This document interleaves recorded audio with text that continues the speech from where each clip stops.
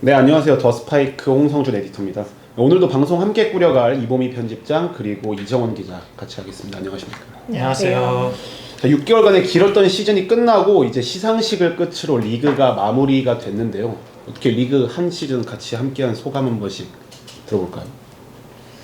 사실 그 코로나19로 중단된 기간이 있었지만 그리고 몇 시즌 느끼는 게 시간이 뭐 V리그가 대장정이라고 해서 10월부터 시작해서 거의 4월에 끝나는데 거의 5, 6개월이 또 금방 지나갔던 것 같아요. 또 이러다가 또 다음 시즌 프리뷰를 써야 되는 게 아닐까 싶을 정도로 뭔가 시간이 금방 흐르는 느낌이었습니다. 저도 이제 올 시즌이 이제 기자가 되고 나서 배구 시즌은 세 번째 시즌이었는데 좀 뭔가 어느 때보다 더 재미도 있었고 한편으로는 여자부가 좀 조기 종료가 되면서 한편으로는 또 아쉬움이 남는 시즌이었던 것 같고 시즌 마지막에는 그래도 코로나19가 어느 정도 조금씩 풀리면서 챔프전에는 좀 팬들이 함께 하다 보니까 이런 부분에서는 다가오는 시즌에 대한 기대감이 더 커진 것 같습니다.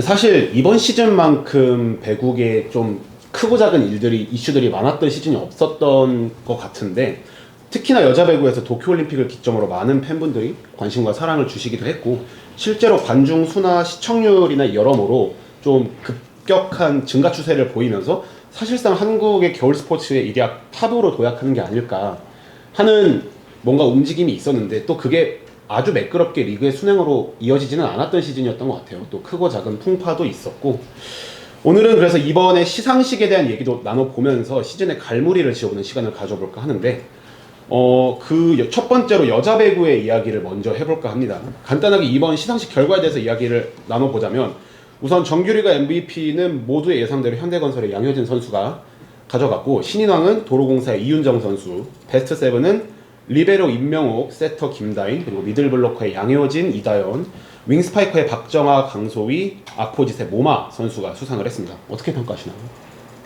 자, 오랜만에 이제 시상식의 열기가 좀 느껴진 시상식이 아니었나 싶어요. 사실 지난 2시즌 동안 코로나로 인해 좀 시상식이 축소 운영되거나 취재진들이 좀 못 오는 경우가 있었거든요. 그렇죠. 그런데 이번에는 좀 뭐 취재진도 많이 오고 수상자가 아닌 그 외 선수들도 이제 몇 명씩 좀 눈에 보였거든요.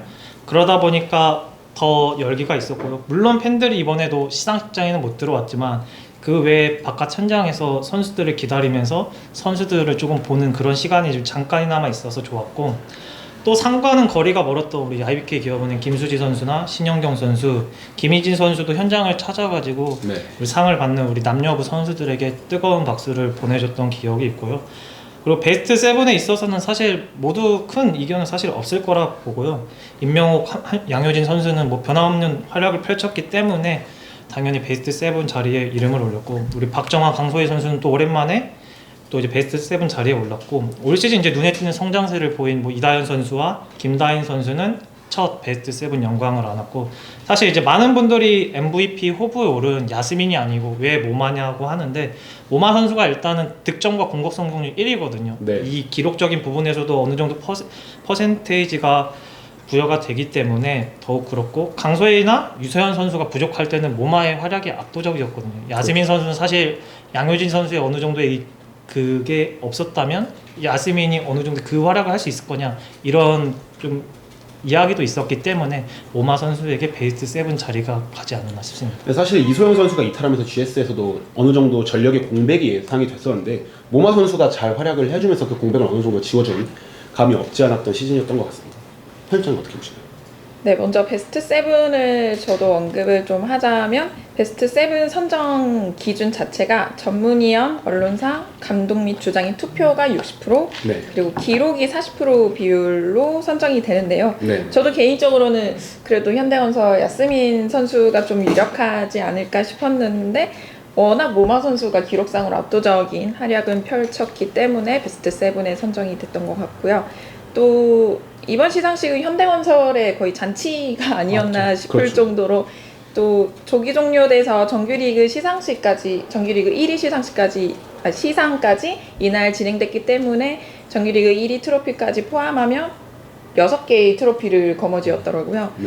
뭐 양효진 선수는 정규리그 MVP와 베스트 세븐 미드블로커 상까지 수상하면서 이관왕을 달성하기도 했는데 그래서 좀 더 재밌었던 장면이 케이타 선수도 그렇고 이따 뭐 언급을 하겠지만 케이타 선수, 양효진 선수가 두 손 다 무겁게 가지고 트로피를 들고 있는 사진을 보면서 좀 재밌었던 것 같고 또 기억에 남는 부분은 저 페퍼저축은행 신인 선수들과 그 가수 가오 맞습니다. 가오. 씨랑 같이 부른 네. 그 축하 공연이었는데요. 사실 처음에는 그 노래가 나오자마자 갑자기 이태원 클라스? 이렇게 생각을 했었는데 그 선수들이 한 명씩 나와서 노래를 한 소절씩 불렀잖아요. 맞아요. 그런데 그 가사가 뭐 대충 뭐 어떤 역경이 있더라도 뭐 꿈을 향해 끝까지 달려가겠다는 좀 그런 내용이라서 좀 더 울림이 더 컸던 것 같고요.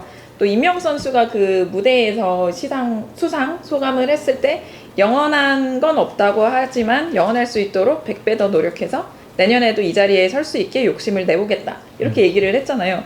이것도 좀 인상 깊었던 게 사실 임명욱 선수가 새 시즌 연속 리시브, 디그, 수비까지 1위를 기록을 했는데 1위 자리를 지키는 게 쉬운 일이 아니잖아요. 그렇죠. 그만큼 그렇죠. 뭐 밑에서 발버둥을 치듯이 보이지 않는 노력이나 그 선수만의 의지가 좀 드러나는 대목이 아니었나 싶었습니다.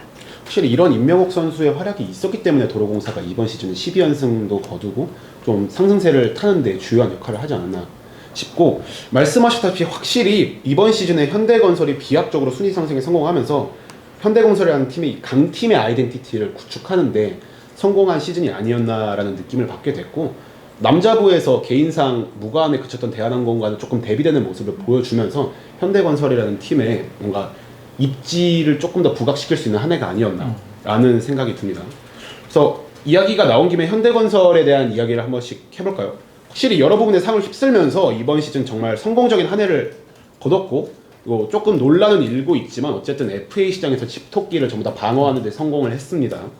그래서 다음 시즌에도 지금의 강력한 전력을 이어나갈 수 있게 됐는데, 올 시즌 현대건설의 플러스와 마이너스를 한 가지씩 꼽아본다면 어떤 것들이 있을까요?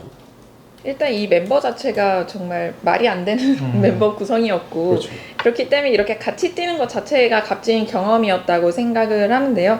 일단 세터 김다인 선수가 주전으로 뛰는 두 번째 시즌이었는데, 사실 김다인 선수가 이 현대건설의 지명을 받고 오자마자 뭐 스텝부터 시작을 해서 리시브가 네트에 붙었을 때 뭐 싱글 토스를 할지 아니면 그대로 넘길지 뭐 이런 판단을 하는 것까지 그렇게 세세하게 좀 트레이닝을 받았다고 하더라고요.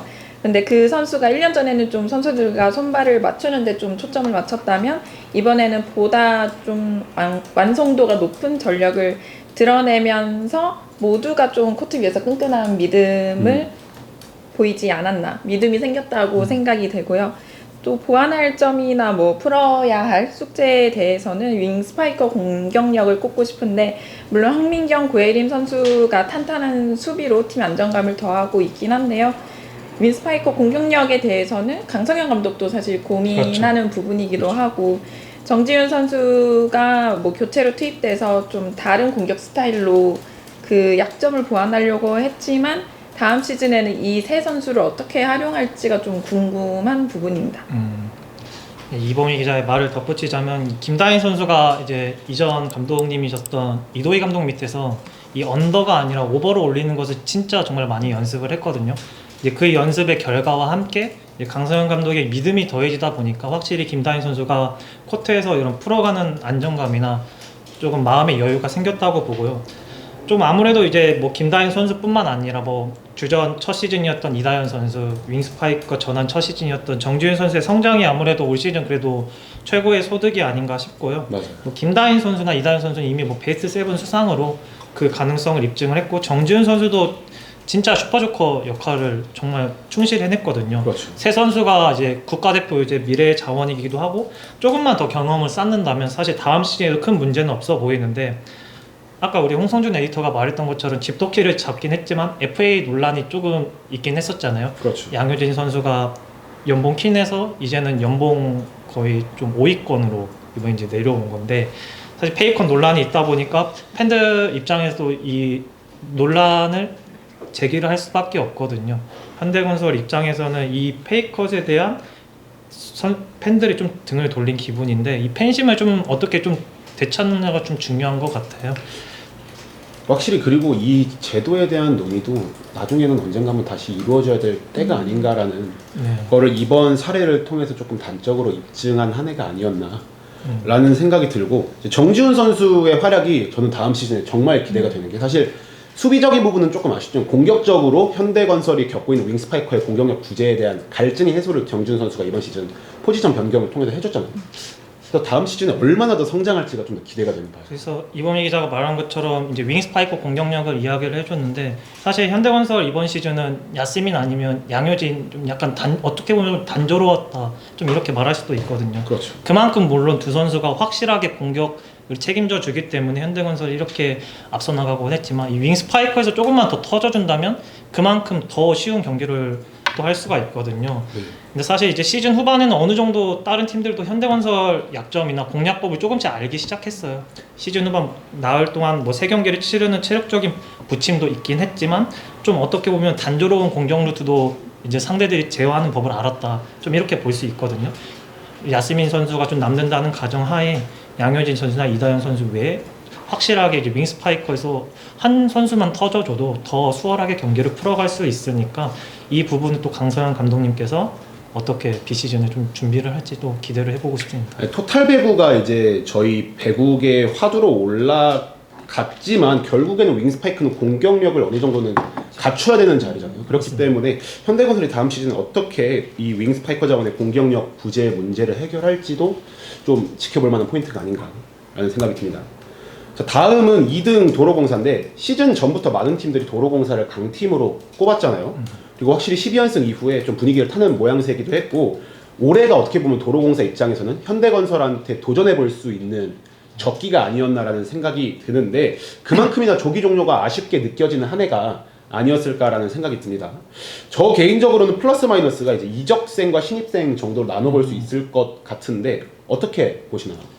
일단 도로공사는 시즌 초반 살짝의 부진이 있긴 했지만, 이 김종민 감독이 꺼낸 신의 한 수였던 이윤정 선수가 오면서 12연승이라는 최고의 페이스를 유지를 했었는데, 이윤정 선수가 올 시즌 이제 V리그 첫 중고 신인왕인데, 뭐 뛰어난 기량을 일단 가졌다고 보고요. 물론 실업 무대에서 왔지만 프로 첫 시즌에 그렇게 대담성을 갖고 안정감을 갖고 플레이를 한다는 게 쉬운 게 아니에요. 쉽지 않죠. 네, 좀 이윤정 선수가 이고은 선수랑은 다르게 좀 중앙도 어느 정도 활용을 하려고 노력을 했고, 좌우에도 좀 빠르게 뿌리는 이 패스가 통하다 보니까 김종민 감독님께서도 이제 믿고 이윤정 선수를 쓸 수 있었고, 물론 시즌 후반에는 살짝 흔들리면서 좀 약간의 기복이 있긴 했지만, 그 기복을 또 이고은 선수가 메워주니까 도로공사가 이 안정감 밸런스 있게 2위를 유지할 수 있었거든요. 맞죠. 이제 다음 시즌이 어떻게 보면은 이윤정 선수에게는 또 뭐 기회일 수도 있고 새로운 이제 도전의 기회가 될 수 있는데, 이고은 선수가 이제 페퍼저축은행으로 떠났기 때문에 이윤정 선수의 프로 첫 비시즌이 좀 어떻게 되느냐에 따라 조금 달라질 것 같고, 아무래도 도로공사의 장점이다 단점인데, 이게 언제까지 우리 정대영, 배유나 임명옥 세 선수에게 의존할 수 없는 현실이거든요.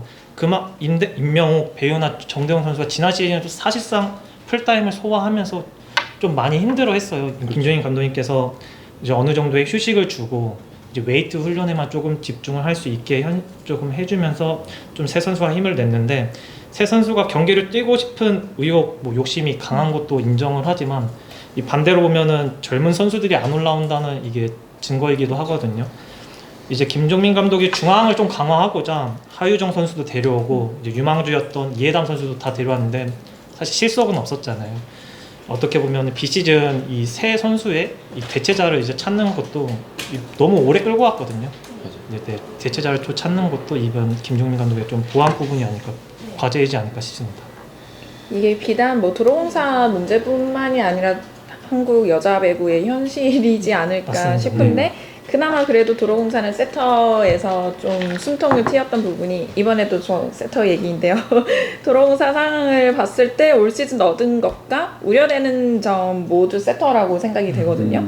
뭐 중고 신인 이윤정 선수가 선발 카드로 들어가면서 분위기 반전에 성공을 했고, 아무래도 기존의 플레이보다 좀 빠른 템포로 공격을 가져가면서 상대를 좀 괴롭혔던 부분이 있었는데, 중고 신인으로는 처음으로 신인상까지 그렇죠. 받았잖아요. 그렇죠. 그래서 그만큼 다음 시즌도 기대가 되는 선수이고, 이 선수가 사실 어렸을 때부터 좀 주목을 그래도 받았던 선수라고 해요. 그래서 뭐 관계자는 왜 그때 프로팀에 들어올 생각을 하지 않았을까 하는 의문을 가질 정도로 그래도 어느 정도 능력을 갖고 있는 선수라서 그래서 다음 시즌이 더 기대가 되고요. 반면에 근데 이훈정 선수가 이제 첫 시즌을 치른 거잖아요. 이고은 선수가 자리를 비운 상황에서 지금 현재 도로공사 세터지는 이훈정 선수랑 프로 3년차 선수인 안예린 선수 그렇죠. 두 명인데 이 두 선수로 어떻게 한 시즌을 운영할지가 물음표로 남는 것 같습니다.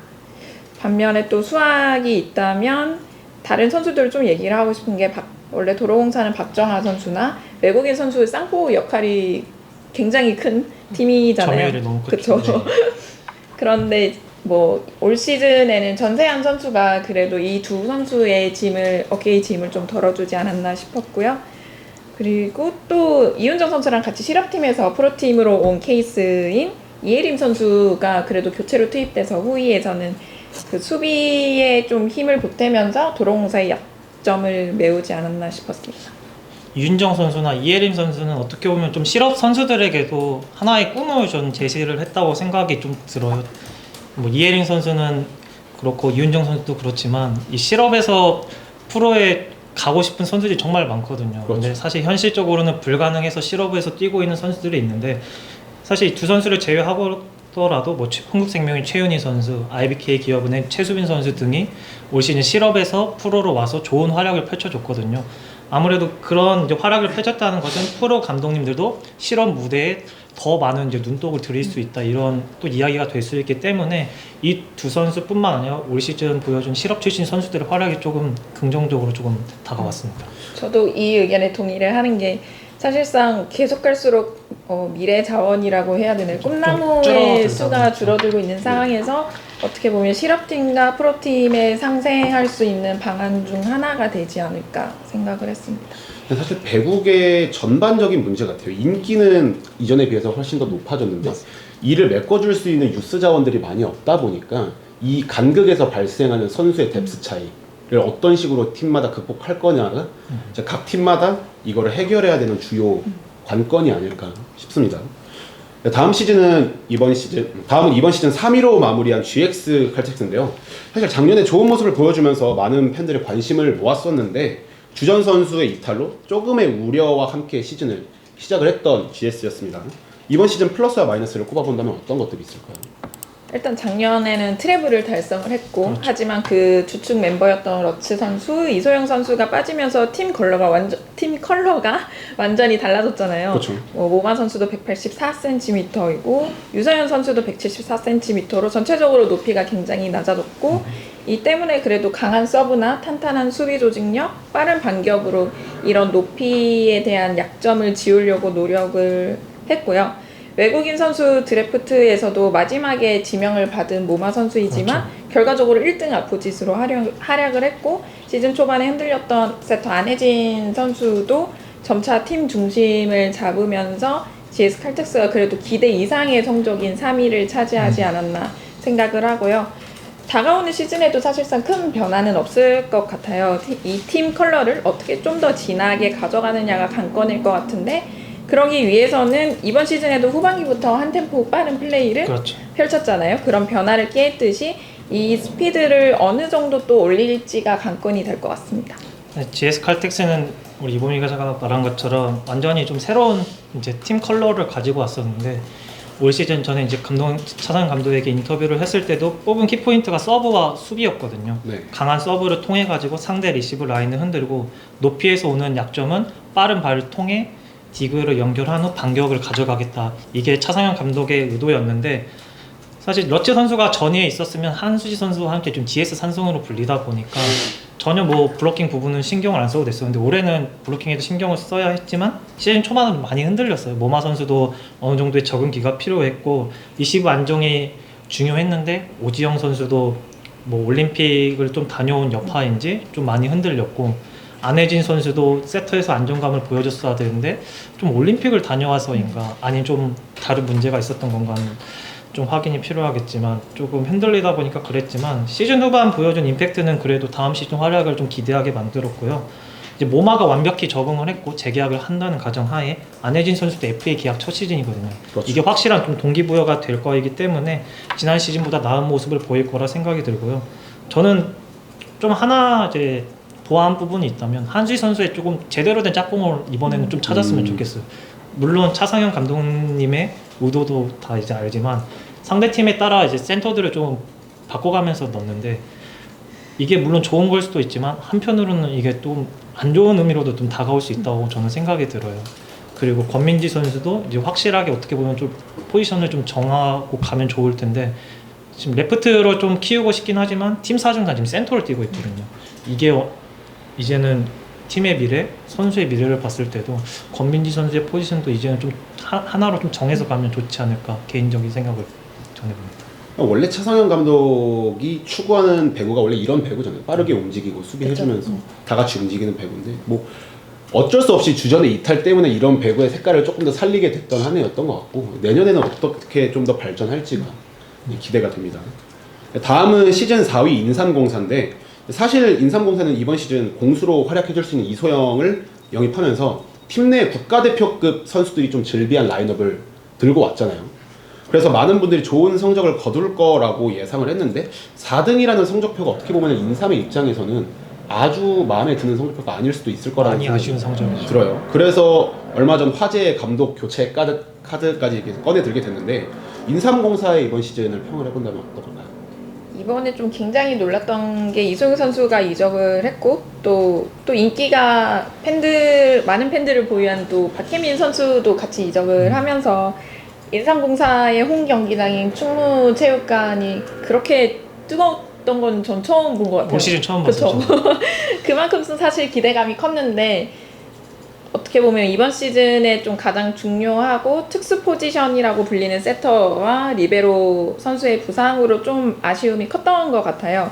일단 FA로 이소영 선수를 영입을 하면서 기대가 커졌고 또 염혜선 세터가 도쿄올림픽을 갔다 오면서 좀 더 안정감을 찾았고 또 미드블로커 박은진 선수나 한송이 선수와의 호흡이 굉장히 좋잖아요.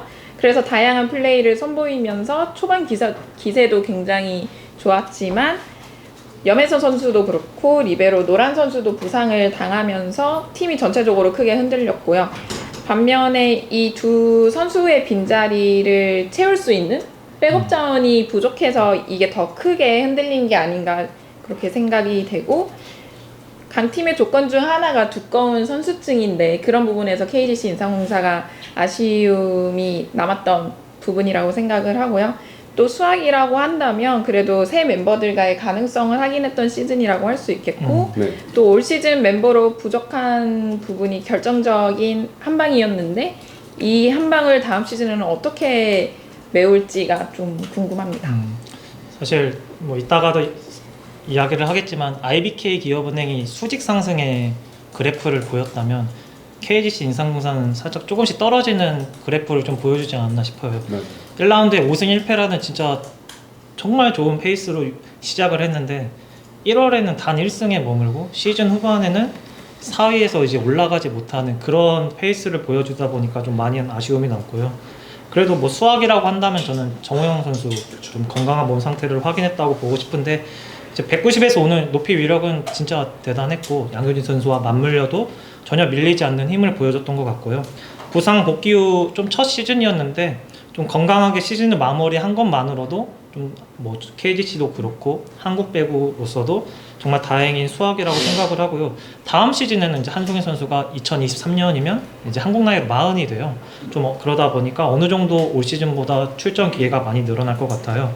그리고 보완 부분을 좀 이야기를 하자면 우리 이보미 기자가 말한 것처럼 세터 리베로 선수가 부상을 당했을 때 그 공백을 메우지 못한 것도 있지만 한번 흔들리면 쭉 흔들리는 게 KC 인삼공사의 단점이에요.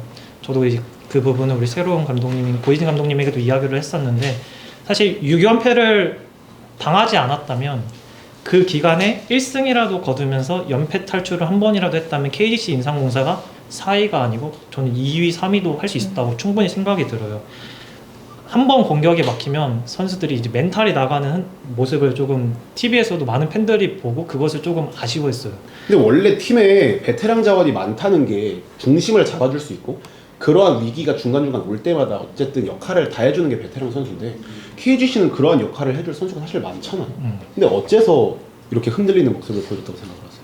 그런 것은 아무래도 한송이 선수도 있고 이수영 선수도 있지만 그냥 그 흐름에서 아예 상대 타이밍을 자기들도 가져오지 못했다고 저는 생각이 들어요. 이영택 감독님도 어느 정도 막 작전 타임에서 뭐 우리 뭐 저도 돼 해도 선수들 입장에서는 그게 아니거든요. 한송이 선수도 우리 해보자 하는데도 선수들이 이미 다운되어 있는데 베테랑 선수들이 그렇게 말을 한다고 해가지고 젊은 선수들이 이게 올라올 것 같으면 배구가 그러면 정말 쉬운 운동이 또 될 수 있겠는데 그게 아니다 보니까 저는 이제 주전 세터 염혜선 선수의 이 공백도 물론 이제 KGC 인상공사의 공격력이 떨어졌다는 거의 원인 중 하나이지만 저는 사실 이는 좀 하나의 변명인 것 같고 선수들이 이제 멘탈 성장을 조금 더 해야 된다고 생각이 들어요. KGC 인상공사가 못 올라가는 이유가 지금까지 너무 흔들리다 보니까 그게 그냥 우리는 한번 흔들리면 어떻게 해야 돼 이 마음이 계속 있는 것 같아요. 이소영 선수도 한송이 선수도 계속 이야기를 하지만 젊은 선수들이 자기가 이제 멘탈을 성장을 해야 이제 자리를 잡고 팀이 성장을 하고 그럴 수 있는데 그 이제 젊은 선수들의 성장도 중요하지만 저는 경기에서 자주 나오는 이제 기복을 좀 줄이고 한 단계 더 멘탈 성장을 한다면 이미 진짜 가능성 있는 활약을 가진 선수들이 많기 때문에 선수진 구성도 너무 좋잖아요. 네, 그렇기 때문에 조금 그런다면 이제 두터운 선수층도 확보가 되고 KGC 인상공사 성적도 더 올라가고 팬들은 이미 확보가 됐기 때문에 좀 그렇지 않나 싶습니다. 다음은 5위 IBK 기업은행인데 사실 정말 우여곡절의 시즌을 보냈던 팀이었잖아요. 한 해 중심에 있었다고 해도 과언이 아닐 텐데 팀의 근간이 통째로 흔들리는 어려움이 있었지만 그래도 5등이라는 성적표를 어떻게 최종적으로 받아들게 되면서 조금의 희망을 봤다고도 할 수 있을 것 같아요. IBK의 플러스와 마이너스 어떻게 평가하시나요? 진짜 말 그대로 지옥과 천당으로 갔던 시즌이었을 것 같아요. IBK 기업은행은. 그래도 가장 큰 소득은 아무래도 세터 김하경 선수라고 생각을 하는데요. 컴퓨터 세터라고 불렸던 김호철 감독이 부임을 하면서 점차 팀이 안정을 찾았고 김하경 선수도 코트 위에서 좀 빠르게 플레이를 하면서 분위기 반등에 성공하지 않았나 싶었는데 네. 그리고 동시에 또 김희진 선수가 미들블로커가 아닌 아포짓으로 온전히 치른 한 그렇죠. 시즌이었기 때문에 의미가 더 클 것 같고요. 새 시즌에는 어떤 포지션에 외국인 선수를 지명할지는 모르겠지만 그래도 좀 더 미들블로커를 활용을 하고 아포짓 공격력을 좀 더 끌어올리는 게 필요하지 않을까 생각합니다. 그럼 김희진 선수를 대체할 아포짓 외국인 자원을 어떻게 구해오는가?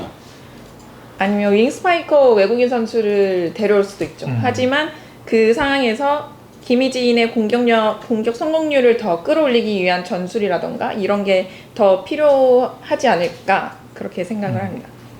저 역시도 좀 김희진 선수의 좀 아포짓 경쟁력을 다시 한번 좀 확인할 수 있어서 좀 행복했던 시즌이었던 것 같아요. 맞아요. 라센 선수가 나가고 산타나 선수가 새로 오고 이제 김호철 감독님이 새로 오면서 이제 미들 블로커가 아닌 아포짓 스파이커로 뛰었는데 미들 블로커에서 뛸 때보다 훨씬 더 강했고 외인 선수들에게도 전혀 밀리지 않았어요. 근데 사실 토종 아포짓이라는 게 정말 귀하잖아요. 맞아요. 정말 귀하죠. 그래서 우리나라 선수가 아포짓으로 좋은 활약을 보여줄 때만큼 팬들이 쾌감을 얻는 장면이 없을 것 같아요. 사실 진짜 기록만 놓고 봐도 잠깐 2세트만 뛴 정규리그 마지막 경기를 제외하고는 아포짓 포지션에서 뛴 모든 경기에서 두 자릿수 득점을 올렸어요. 근데 이제 김희진 선수가 아포짓으로 이동을 하다 보니까 미들블로커 한 자리가 이제 공백이 생겼는데 그렇죠.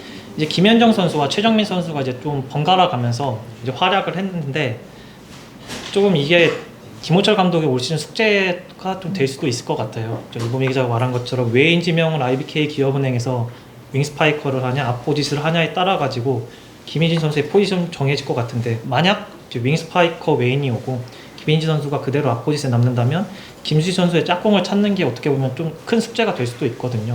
김하경 선수는 이미 좀 성장세를 좀 보였기 때문에 지금 여기선 김호철 감독님께서 더 해줄 수 있을 거라 생각이 들고 지난 시즌에도 김호철 감독님께서 이 한 자리를 조금 메우지 못하다 보니까 좀 고민을 많이 했어요. 김현정 선수는 주전으로 활약해 본 적도 없고 그렇다고 해서 김희진, 김수지만큼의 경쟁력을 보여주지 못했고 최정민 선수도 있긴 하지만 최정민 선수는 사실 전문 미들블로커가 아니에요.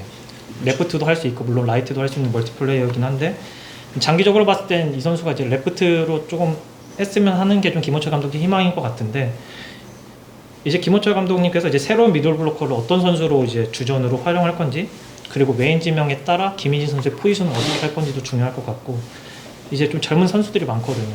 그 선수들의 성장도 어떻게 보면 김호철 감독이 해야 될 일인데, IBK에서 첫 BCG이다 보니까 할 일이 굉장히 좀 많지 않을까 싶습니다. 다음 시즌부터는 김호철 감독이 온전하게 IBK를 이끌어가는 첫 그렇죠. 시즌이잖아요. 그래서 새로운 선수들과 그리고 빈자리들을 어떻게 외국인과 그리고 비주전 자원들을 활용을 해서 메꿔 나갈지가 이제 IBK의 관건이 아닐까 싶고, 그리고 또 막판에는 IBK가 또 희망을 받잖아요. 맞죠. 그래서 어떻게 이 상승세를 이어서 다음 시즌에 좋은 모습을 보여줄지도 기대가 됩니다. 그리고 다음은 6.15 시즌을 마무리하게 된 흥국생명인데, 사실 흥국생명이 배구 흥행의 뭔가 선두에 서서 판을 이끌어 갈 거라고 모두가 예상을 했었잖아요. 근데 이제 이와 같은 모습으로 시즌을 마무리를 짓게 될 거라고는 누구도 예측을 하지 못했었고, 뭐 주축 선수 이탈 문제도 있었지만, 그리고 이번 시즌을 끝으로 박미희 감독과도 이제 동행을 마침표를 찍게 됐고, 다음 시즌에 흥국생명에 해결해야 될 과제가 좀 많아 보이는데 어떻게 평가하시나요? 흥국생명은 강제 리빌딩이라고 하죠. 어쩔 수 없이 좀 어린 선수들을 많이 기용할 수밖에 없었고, 뭐 주장 김미연 선수나 아퍼짓으로 뛴 캐필 선수는 제 몫을 했다고 생각을 하는데, 이 외의 자리에서는 어린 선수들의 경험 부족이 좀 드러났던 한 시즌이었다고 생각을 하고요. 그 중에서도 가장 크게 느껴진 빈자리는 윙 스파이커 한 자리라고 생각을 하는 게, 캐필 선수가 후위에 있을 때 이게 쉽게 공격을 성공시키지 못하면서 연속 득점을 내주거나 이렇게 좀 어려운 경기를 많이 했던 것 같아요. 그리고 뭐 신인상 후보에도 올랐던 정윤주 선수도 있었고, 뭐 박현주 선수나 김다은 선수나 뭐 최윤희 선수 등 여러 선수들이 뭐 번갈아 가면서 코트 위에 올랐지만, 그런 경험 부족에 대한 한계가 두드러졌던 플레이를 보여줬고, 대신 이 플레이를 하면서 많은 패배를 겪었잖아요. 이거를 어떻게 또 약으로 삼을지가 중요할 것 같습니다. 그래서 이제 박혜진 선수나 정윤주 선수, 박현주 선수, 김다은 선수가 강제 리빌딩이라는 조금 어떻게 보면 조금 아픈 단어 속에서 출전 기회를 많이 얻었는데, 좀 가능성을 보여주기도 했지만 반대로 조금 많이 부족했어요. 네. 흥국생명이 승리를 하면서 그 성취감을 느끼고, 그러면서 이제 리빌딩의 효과도 봐야 되는데, 1위 현대건설부터 3위 GS 칼텍스까지 단 한 번의 승리도 거두지도 못했고, 그게 좀 컸던 것 같아요. 단 한 번의 풀세트 승부도 가져가 보지 못했어요. 그러다 보니까 이 승리를 하면서 성취감을 느껴야 될 선수들이 아무래도 좀 패배의식에 좀 이번에 좀 젖어 있을 수도 있었다. 그래서 비시즌에 이제 권순장 감독님이 새로 오셨는데, 권순장 감독님이 그래서 더 어깨가 좀 더 무거우실 거라 생각이 들어요. 젊은 선수들이 이제 리빌딩 속에서 열심히 했지만 그 속에서 이제 과제들이 정말 많았잖아요. 그쵸. 그 과제들을 어떻게 이제 해결을 해야 될지 권순장 감독님께서도 이제 외인 드래프트부터 시작해서 이제 구상을 하셔야 되고, 사실 김미연 선수가 정말 많이 뛰고 노력을 했지만 주공수 포지션이 사실 아니고 살짝 살림꾼에 가까운 롤이 더 잘 어울리는 선수거든요. 근데 팀 구성상 경기는 다 뛰면서 이 공격과 수비를 모두 다 이제 하려다 보니까 좀 살짝의 과부하가 또 오는 느낌도 들었어요. 어쩔 수 없는 상황이었지만. 네, 진짜 그래서 김미연 선수와 함께할 윙스파이커 한 자리도 확실한 자원을 찾는다면 흥국생명도 올 시즌보다는 다음 시즌에 더 확실한 경쟁력을 좀 보여줄 수 있을 거라 생각합니다. 사실 리빌딩도 승리와 어느 정도 함께 해야 된다는 말이 좀 굉장히 네. 공감이 가는 게, 페퍼조차도 사실 현대건설이랑 한 번 정도는 풀세트를 그렇죠. 가면서 가능성을 엿볼 수 있는 플레이들을 보여줘야 되는데, 너무 강팀한테 속수무책으로 무너졌던 게 이번 시즌 흥국생명이 좀 안타까웠던 점이 아닐까라는 생각이 들고, 그래서 다음 시즌은 어떻게 좀 나아질지가 주목을 해볼 포인트가 아닐까 싶고, 또 인기 구단이기 때문에 많은 팬분들의 관심이 쏠리는 부분이 아닐까 생각을 합니다. 마지막은 페퍼저축은행인데요.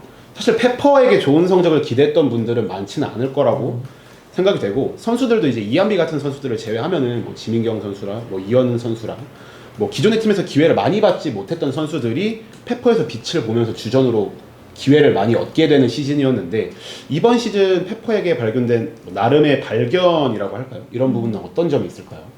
이게 리그 시작 전부터 사실 전력상 약세가 뚜렷했고, 시작 후에도 뭐 첫 경기에 뭐 깜짝 활약을 펼치기, 인삼공사를 상대로 그렇죠. 깜짝 활약을 펼치긴 했지만 그래도 여실히 좀 부족하다는 게 느껴졌던 시즌이었는데요. 그 신생팀으로서 첫 걸음을 내디뎠다의 의미를 둬야 될 것 같아요. 뭐 성적은 꼴찌 최하위로 끝났지만 선수 구성을 살펴보면 각 팀에서 거의 웜업존에 머물렀던 선수들이 주전으로 뛰면서 한 시즌을 보냈는데 그만큼 배구에 대한 간절함이 좀 묻어났던 것 같고 뭐 신인 선수들의 패기와 함께 어우러지면서 이렇게 한 시즌을 뛴 것 자체가 선수들에게는 큰 소득이 아닌가 싶고요. 앞서 홍보생명도 경험 부족을 얘기를 했는데 사실 페퍼저축은행이 더 힘들었잖아요. 많이 힘들었죠. 그렇죠. 뭐 정원 기자가 계속 얘기를 했지만 리빌딩도 결국 베테랑 선수와 같이 해야 시너지 효과가 나지 않을까를 느꼈던 시즌이었던 것 같습니다. 사실 페퍼저축은행은 저는 그래도 나름대로 좀 선방을 좀 했다고 조금 저는 말하고 싶어요. 페퍼저축은행이 다른 팀들에 비하면 진짜 여전히 부족하고 한 단계 아래인 건 사실인데 뭐 끝까지 포기하지 않는 끈기, 집중력을 보여줬다고 김영실 감독님께서 계속 이야기를 많이 하셨기 때문에 뭐 감독님이 그렇게 봤다는 것은 진짜 그러면 정확하다는 거거든요. 선수들의 플레이와 끈기가 좀 돋보였다고 보고 싶고 그리고 그 외적으로 좀 광주 지역을 위해서 조금 여러 가지 노력을 했어요. 창단 전에 이제 광주 배구 발전, 좀 이제 한국 유소년 배구 발전에 좀 큰 기여, 큰 노력을 하고 싶다 했는데 정말 유소년 배구 발전에 정말 많은 노력을 하려고 했고 그런 부분에 대해서는 성적 외적으로 좀 마땅하다 좀 칭찬을 좀 보내드리고 싶고 이제 다만 플레이 쪽으로만 보면은 진짜 부족한 게 한두 가지가 아니에요. 그렇죠. 근데 진짜 뭐 어린 세터들의 좀 그런 경험도 있고 주전 선수들이 아무래도 아무도 없었다 보니까 지금까지 뛴 그런 것도 이제 문제로 다 다가왔는데 이제는 다음 시즌 이고은 선수가 새로 합류하잖아요. 이제 분명 좀 다른 시즌이 그래도 될 거라 생각이 들어요. 기복이 있긴 해도 주전 경험이 있고 어린 선수들과 좀 잘 맞춰줄 수 있는 그런 나이대인 것 같기도 하고요. 이제는 좋은 외인 신인 선수 지명을 또 잘하는 게 중요하고요. 그리고 저는 하나의 조금 어떻게 보면 좀 키포인트 아닌 키포인트로 말하고 싶은 게 지금 김세인 선수가 이고은 선수 대신해서 FA 보상 선수 도롱사에 갔거든요. 그렇죠. 이제 문슬기 선수 홀로 리베로진에 남았는데 물론 이는 트레이드 신인 드래프트를 통해 보강 가능성이 있긴 하지만 현 상황에서는 문슬기 선수 혼자거든요. 이제 문슬기 선수가 지난 시즌에는 디그 시에는 안 나왔어요. 김세인 선수가 거의 다 나오고 그러다 보니까 홀로 이제 리베로진에 남았을 때 이 공백을 문슬기 선수가 어떻게 메우냐. 김영실 감독님께서 이 카드를 어떻게 또 다시 발굴을 해야 될지 이것도 한번 좀 보면서 비시즌을 좀 구상을 해야 되지 않을까 싶습니다. 사실 페퍼랑 흥국을 제외한 나머지 팀들이 어느 정도 전력상으로는 평준화되어 있는 상황에서 뭔가 페퍼가 여기서 비약적으로 발전을 보여줘야 지금 여배 리그 순위 판도에도 어느 정도 흥미를 가져올 수 있을 거라고 생각을 하거든요. 그리고 또 얼마 전에 팬 페스티벌도 다녀오셨잖아요. 그래서 김세인 선수가 이제 그때가 마지막 행사였는데 좀 그걸 보면서 저도 뭔가 안타깝더라고요. 이제 마지막 수순이 이제 선수들이 이제 광주 지역 팬들에게 이제 고맙다, 이제 감사함을 전하는 그 자리였는데 이제 김세인 선수는 감사함을 전하는 자리가 아니라 작별 인사를 하는 자리잖아요. 그때가 그러다 보니까 이제 좀 살짝 눈물 훔치는 모습을 보였는데 그래도 김세인 선수에게는 이 도롱사에 가는 것도 어떻게 보면 저는 기회가 좀 된 것 같아요. 또 리베로가 아니고 이제는 뭐 공격수로 다시 제 포지션인 공격수로 다시 가기 때문에 김세인 선수가 이제 수비 실력은 디그 실력은 조금 그래도 보여줬어요. 페퍼에서 이제 이 단신에서 나오는 공격을 어떻게 또 도롱사에 보여줄지 좀 기대가 됩니다. 저는 개인적으로 이번 페퍼에서는 할바리니가 최고 인기 스타였던 것 같아요. 맞습니다. 그래서 할바리니도 대단하지만 다음 시즌에는 선수들도 좀 다 같이 스포트라이트를 빛날 수 받았으면 있는. 하는 그런 바람이 있습니다. 네. 이렇게 해서 여자부 시상식에 대한 얘기랑 이번 시즌 V리그 여자부에 대한 리뷰를 간단하게 쭉 해봤는데요. 사실 무엇보다 제일 아쉬웠던 거는 이번 시즌 코로나로 인한 조기 종료였던 것 같아요. 남자부의 그 준피오 단판 승부에서도 봤다시피 단기전에서는 승부가 어떻게 될지 모르는 거기 때문에 여자 배구가 리그가 끝까지 진행이 됐더라면은 지금보다 더 흥미로운 전개를 보여줄 수 있지 않았을까라는 그렇죠. 안타까움이 있는데 다음 시즌에는 정상적으로 시즌 치르면서 서로 최선을 다해서 경쟁하는 모습을 좀 더 보고 싶다라는 생각이 듭니다. 오늘 저희가 준비한 얘기는 여기까지고요. 네, 이어지는 남자부에 대한 얘기도 많이 시청 부탁드립니다.